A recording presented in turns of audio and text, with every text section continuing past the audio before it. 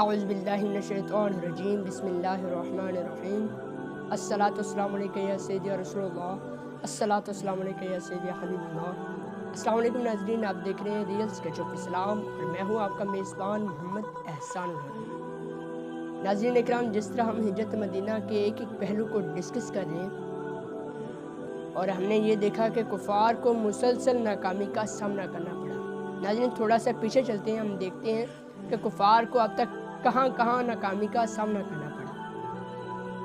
پہلے نمبر پر کفار کو ناکامی کا سامنا کرنا پڑا جب ساتوں نوجوان قریش کے 7 تگڑے نوجوان لیے گئے اور ساتوں نوجوان کاشانہ نبوت کو اپنے حصار میں لے چکے تھے۔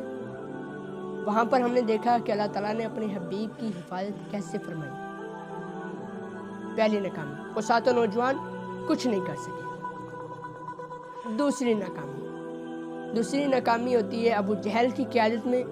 یہ سارے لوگ غصے سے بھرے ہوتے ہیں اور جاتے ہیں حضرت ابوبکر صدیق رضی اللہ تعالیٰ عنہ کے گھر، شاید وہاں سے مل جائے، لیکن اللہ تعالیٰ نے اپنے حبیب کی حفاظت فرمانی تھی۔ دوسری ناکامی ہوتی ہے کہ وہاں پر بھی آقا صلی اللہ علیہ وسلم اور حضرت ابوبکر صدیق دونوں ہی نہیں ملے۔ تیسری ناکامی، انہوں نے ایک ایک نوجوان لگا لیا، ایک ایک بندہ لگا لیا، وہ آقا صلی اللہ علیہ وسلم اور حضرت ابوبکر صدیق کو تلاش نہیں کر سکے۔ چوتھی ناکامی، ان کو نہیں پتا کہ آقا صلی اللہ علیہ وسلم اور حضرت ابوبکر صدیق رضی اللہ تعالیٰ عنہ کہاں گئے۔ پانچویں ناکامی، انہوں نے قریش کے ٹاپ لیول کے جو ہے نا وہ کھوجی ہائر کیے، لیکن وہ کھوجی بھی کچھ نہیں کر سکے، ایون کہ ہم نے دیکھا کہ غار سور کے قریب تک پہنچ گئے، لیکن پھر بھی تلاش نہیں کر سکے۔ ناظرین چھٹی ناکامی اس وقت ہوتی ہے جب یہ سارے اس آس پر تھے کہ یہ جو اسٹریٹ فارورڈ رستہ جا رہا ہے مدینہ کی طرف، آقا صلی اللہ علیہ وسلم اور حضرت ابوبکر صدیق، یہ قافلہ جو ہے وہ اسی رستے سے گزرے گا، لیکن ان کو نہیں پتا تھا کہ ان کے ساتھ ایک رستہ بتانے والی ذات بھی موجود ہے جن کا نام عبداللہ بن ارکت ہے۔ عبداللہ بن ارکت نامی شخص نے وہ اسٹریٹ فارورڈ رستہ اختیار نہیں کیا۔ یہ قافلہ جو ہے وہ اسفان سے ہوتا ہے، پھر مختلف بستیوں سے گزرتا ہے، کبھی رائٹ، کبھی لیفٹ، کبھی اوپر سے، کبھی نیچے سے، یہ مختلف علاقوں سے ہو کر گزرتا ہے، یہ اسٹریٹ فارورڈ رستہ اختیار نہیں کرتا۔ چھٹی ناکامی یہ تھی۔ ساتویں ناکامی، آج ہم ساتویں ناکامی کا ذکر کریں گے کہ کفار کی ساتویں ناکامی کہاں پر۔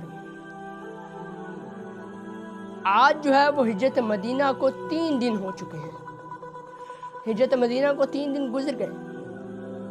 یہ قافلہ ام معبد کے خیموں سے نکل کر آگے روانہ ہو چکا ہے۔ ساتویں ناکامی ان کو ہوتی ہے ام معبد کے خیموں پر۔ وہ کیسے کہ جب آقا صلی اللہ علیہ وسلم اور حضرت ابوبکر صدیق رضی اللہ تعالیٰ عنہ ام معبد کے خیموں سے آگے گزر چکے تھے، کافی زیادہ آگے نکل گئے، تو قریش کو، کفار مکہ کو یہ خبر پہنچی کہ آقا صلی اللہ علیہ وسلم اور حضرت ابوبکر صدیق، یہ قافلہ جو ہے وہ ام معبد کے خیموں میں شاید رکا ہوا ہے۔ اب انہوں نے کیا کیا، انہوں نے فوراً اپنے گھوڑے جڑائے اور جو ہے وہ ام معبد کے خیموں میں پہنچ گئے۔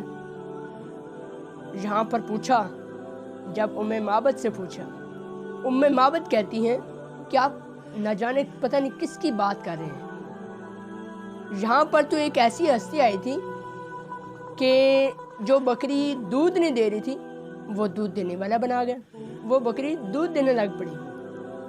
جب ام معبد نے یہ بات کی تو قریش مکہ جو ہے وہ جو نوجوان وہاں پر پہنچے تھے، انہوں نے کہا جی وہی شخص ہے۔ انہوں نے کہا وہ تو کب کے جا چکے ہیں۔ قریش مکہ کفار آج پھر اپنا ہاتھ جو ہے صرف ہاتھ ہی ملتے رہ گئے، آج پھر ان کے ہاتھوں کچھ نہیں آیا، کیونکہ جب تک قریش مکہ کو خبر پہنچی تھی آقا صلی اللہ علیہ وسلم ام معبد کے خیموں سے کئی گنا آگے جا چکے تھے، یہ قافلہ کئی گنا آگے جا چکا تھا۔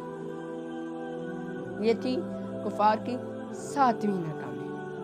آگے بھی ہم دیکھیں گے کہ کفار کو اور کتنی ناکامیوں کا سامنا کرنا پڑتا ہے، اور آگے ہم یہ بھی دیکھیں گے کہ سراقہ بن مالک کا جو ہے وہ کیا قصہ ہے، یہاں پر کیا کفار کو ناکامی ہوتی ہے، سراقہ بن مالک کے ساتھ کیا ہوتا ہے، اور کسرا کے کنگن کس کو پہنائے جاتے ہیں، یہ تمام تر معلومات آپ کے ساتھ شیئر کریں گے۔